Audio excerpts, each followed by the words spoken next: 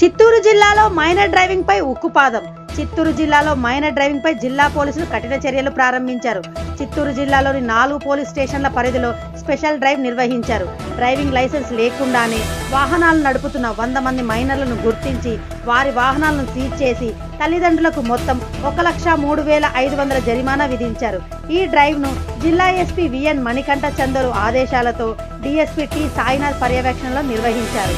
నిందితుల తల్లిదండ్రులకు కౌన్సిలింగ్ నిర్వహించి మైనర్ డ్రైవింగ్ ప్రమాదాల గురించి వివరించారు. తల్లిదండ్రుల నిర్లక్ష్యం వల్లే మైనర్లు ప్రమాదకరంగా వాహనాలు నడుపుతున్నారని అధికారులు పేర్కొన్నారు. డీఎస్పీ హెచ్చరిస్తూ ఇది మొదటిసారి కాబట్టి జరిమానా విధించాం, మళ్లీ పట్టుబడితే వాహనాలను సీజ్ చేసి తల్లిదండ్రుల లైసెన్సును కూడా రద్దు చేస్తామని ఆయన అన్నారు. విద్యా సంస్థలు కూడా మైనర్ డ్రైవింగ్ ఆపేందుకు సహకరించాలని సూచించారు. వాహనాలు నడపడం కంటే ప్రాణాల రక్షణ ముఖ్యం. మైనర్ డ్రైవింగ్ మానండి, భద్రంగా జీవించండి అని పోలీసులు స్పష్టం చేశారు.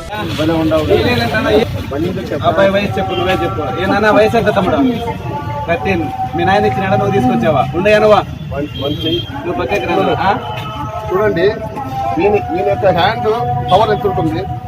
దీనికి బండి తల్లిదండ్రులు పంపిస్తే ఖచ్చితంగా వీళ్ళు పడేస్తారు. పడేసిన వల్ల ఆ ఎదురుగా వచ్చిండేది ఎవరైనా ఒక ముసలా ఆయన 70 సంవత్సరాల వయసు ఆయన కింద పడిపోతాడు.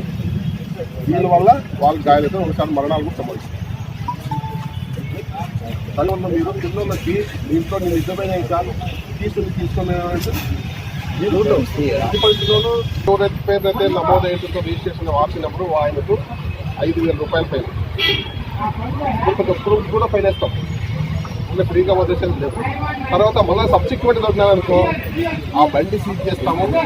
కోర్టుకి ఛార్జ్ షీట్ ప్రొడ్యూస్ చేస్తాం. అంటే ఏదైనా మనం గలాట కేసులో ఇన్వాల్వ్ అయితే పోలీసులు అరెస్ట్ చేసి ఛార్జ్ షీట్ తీసి కోర్టుకి పంపిస్తారు.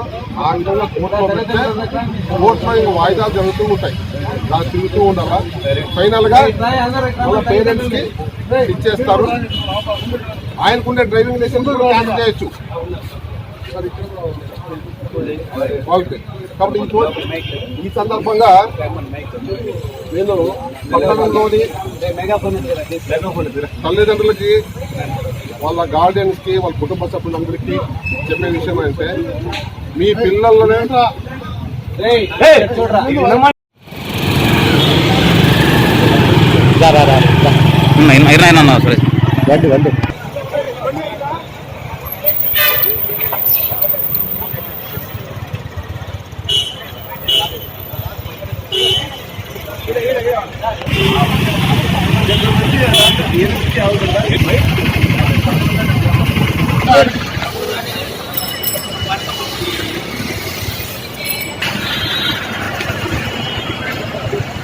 అవునా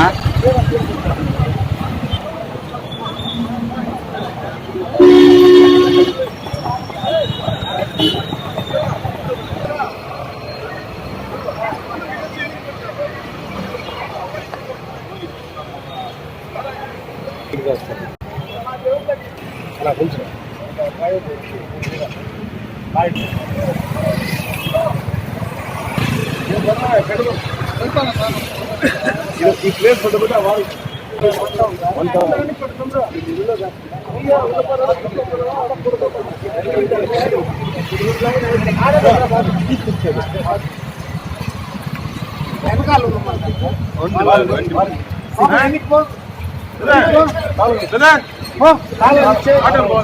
వాళ్ళ స్టేషన్ వాళ్ళు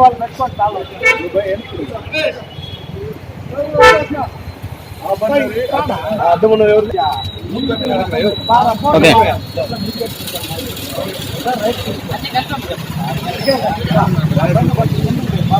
బాగుంటుంది.